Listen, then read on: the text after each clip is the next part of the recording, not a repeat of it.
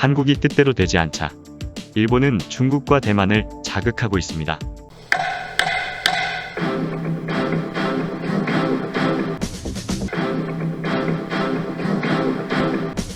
중국의 첨단 기술 진입을 막으려는 미국의 저지를 뚫고 어떤 희생을 하든 첨단 기술 강국이 되고자 하는 중국이 대립하고 있습니다. 미국과 중국의 대립이 본래의 문제에서 하나하나 추가되다 보니 기술, 무역과 인권, 남중국해 영유권, 대만을 두고 군사적 대치까지 대립하는 가짓수가 줄어들기는커녕 하나씩 그 수가 늘어가고 있습니다. 트럼프 시절에는 동맹국들이 외면했던 부분도 바이든 정부 들어 미국의 우호적인 모습들로 많이 바뀌었습니다. 인권 문제에 국한되고 있지만 요청이 아니라 강압적인 태도 때문에 트럼프 시절에는 이마저도 호응이 어려웠습니다.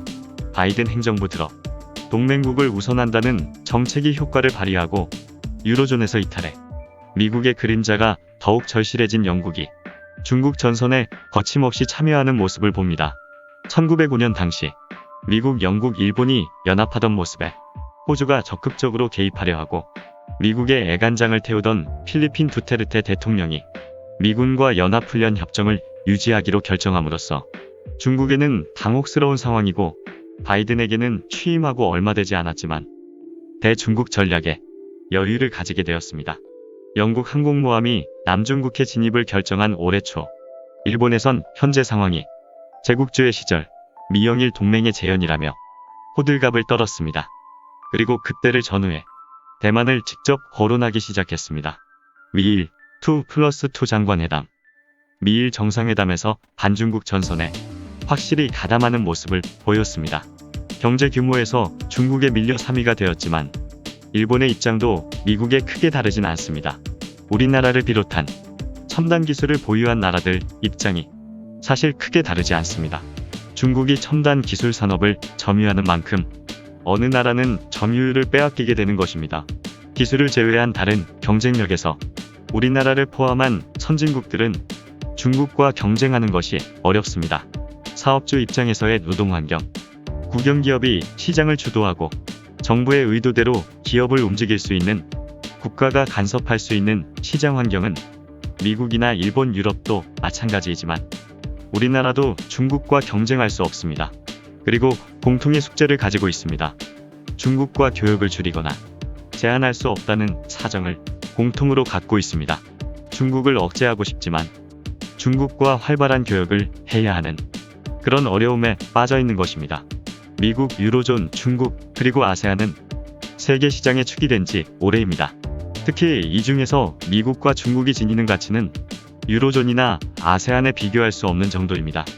최근 대만을 크게 걱정한다는 일본이 있습니다. 중국이 군사도발을 감행할 경우 자위대는 바로 미군을 돕거나 헌법조항 중 자위권을 자의적으로 해석해 직접 군사작전을 하겠다고 설레발을 치고 있습니다. 그리고 한편으로는 미국에 답을 구하고 있습니다. 유사시 정말 일본을 지켜줄 것인지 묻고 또 묻고 있는 모습을 봅니다. 한반도에서 일본이 그토록 원하던 전쟁이 바로 날 것처럼 일본은 기대했었습니다. 2016년, 2017년 한반도 상황이 그랬습니다. 미국과 선제 공격에 대해 이견 조율을 마친 일본에서 부총리 아소 타로는 남해를 건너오는 한국 피난민을 모두 쏴 죽여야 한다는, 당시 한국인들이 뭔 개소리냐며 반응했던 그런 말을 하기도 했습니다. 그런데 한반도에서 원하는 갈등 모습이 줄어들자 목표를 중국과 대만으로 바꾸는 모습입니다. 그토록 대만을 위한다면 일본과 미국이 가장 먼저 무엇을 해야 할까요? 다름 아닌 국교 정상화를 해야 합니다. 그리고 유엔의 회원국으로 가입을 시켜야 합니다. 하지만 미국이나 일본은 그럴 생각은 없습니다. 지금 상태의 대만이 냉전시대 미국의 턱 밑에서 으르렁거린 쿠바와 같은 역할을 해주기 때문입니다. 물론 대만은 쿠바처럼 그런 역할을 원치 않습니다. 주변에서 자꾸만 그런 상황으로 몰고 가고 있는 것입니다. 옛날 이야기를 해보겠습니다. 무모한 태평양 전쟁에서 일본이 패배하기 전 미국은 하루가 멀다고 일본의 주요 도시를 공습했습니다. 일본의 주요 도시들은 비 오듯 퍼부어지는 폭탄에 불탔고, 당시 제국주의 일본 정부는 국민들에게 이렇게 말했습니다. 떨어지는 폭탄을 겁내지 말고 천황폐하를 위해 불을 끄라고 말했습니다. 이 때문에 희생하지 않아도 되었던 일본 국민은 폭탄이 쏟아지는 불바다에서 불을 끄려다 십수만 명이 희생되었습니다. 태평양 전쟁 자체도 무모했지만 가장 무모했던 건 인명을 경시한 일본 제국주의 관료들이었습니다. 태평양의 여러 섬들과 지역에서 일본군과 싸웠던 미국은 이런 무지막지한 일본의 모습에 미국은 겁이 났습니다. 일본 본토를 상륙하게 되면 상륙 과정과 상륙 후 일본군과의 교전에서 대규모의 사상자를 미국은 염려했습니다. 상륙작전 대신 원자폭탄을 투하하기로 하고 소련을 끌어들여 요동과 한반도에서 일본군을 처리해 달라고 요청하게 됩니다. 소련과 동아시아 지역 일본군 사령부 사이에 기가 막힌 협상이 이뤄지게 됩니다. 소련이 참전할 당시 이미 일본의 패색이 짙었던 상황에서 일본군의 사기는 바닥을 치고 있었습니다. 극동 일본군은 설마 하는 제안을 소련에 합니다. 항복 협상이 아니라 죽이지 말라는 조건으로 제안을 합니다. 항복하는 건 당연하고 거기에 자신들의 여성가족을 성적 대상으로 소련군에 상납하겠다는 조건을 내세웁니다. 일본군 장교 가족 중 미혼 여성을 소련군에게 성적 상납을 약속합니다. 참으로 황당한 제안을 한 것이고 이 제안이 통했다는 것이 사실 더 황당한 일입니다. 대만이 친일인 것은 어제 오늘의 이야기가 아닙니다. 반면 지독한 혐한 국가이기도 하고 지금은 많이 완화되었다고는 하지만 몇 년 전 총선거에서 보여주었듯이 대만에서 선거로 나선 후보 대부분 노골적으로 혐한 발언을 했는데 그것이 득표에 도움이 된다는 이유에서였습니다.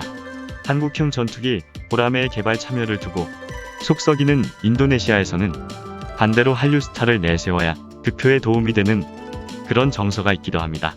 우리 한국인들은 어떨까요? 한국에서는 이런 대만을 욕하기보다 경제에서 추월당에 질투한다느니 국교를 단절하고 중국과 수교해서 그렇다느니 대만을 이해하려 노력 아닌 노력을 했습니다. 심지어 국교를 단절한 일로 미안한 생각을 하는 사람들도 제법 되었습니다. 일본이 패망하고 한반도에서 남북전쟁이 발발했습니다. 이어서 인도차이나 반도에서 전쟁이 발생했습니다. 베트남을 주축으로 공산진영과 미국을 중심으로 한 자유진영이 붙었습니다. 이 두 번의 전쟁으로 일본은 완벽하게 경제가 부활했고 선진국으로 발돋움하는 계기가 만들어졌습니다. 필리핀에도 규모가 큰 미군이 있었지만 미국은 일본의 병참기지로 철저하게 이용했습니다. 일본엔 기술이 있었고 필리핀엔 기술이 없었기 때문입니다. 일본 경제가 침체하게 된 지 적게 보면 20년, 길게 보면 30년이 되었습니다. 그 기간 동안 대한민국이나 대만, 중국, 싱가포르를 비롯한 아세안 지역은 활기에 넘쳤는데 북한을 제외하고 유독 일본만 경제가 답보 상태가 되었습니다. 다른 지역, 다른 나라의 처참한 전쟁을 기회로 패망한 일본이 부응했습니다. 그리고 현재의 일본은 그런 기회를 만들기 위해 정말 열심히 노력하고 있습니다. 다 된 밥처럼 보였던 한반도에서 갈등을 줄여버린 문재인 정권이 달가울 리 없고 국제적 위상마저 비슷해진 한국이 일본에 굽히지 않으니 옛 생각이 날 것입니다. 전쟁 한두 번이면 일본이 다시 완벽하게 부활할 듯한데 제1후보인 한반도에서 어려워졌습니다. 전쟁으로 일본이 이익을 얻기 위해서는 미국이라는 나라가 전쟁의 주도권을 쥐어야 하고 지역이 동아시아여야 합니다. 그래서 눈을 돌린 것이 대만입니다. 겉으로는 대만을 극진히 대하는 듯 하지만 속내로는 중국과 대만이 사단이 나길 간절히 바라고 있습니다. 오늘은 싸가지 없는 일본 이야기를 해보았습니다. 오늘 영상은 여기까지입니다. 고맙습니다.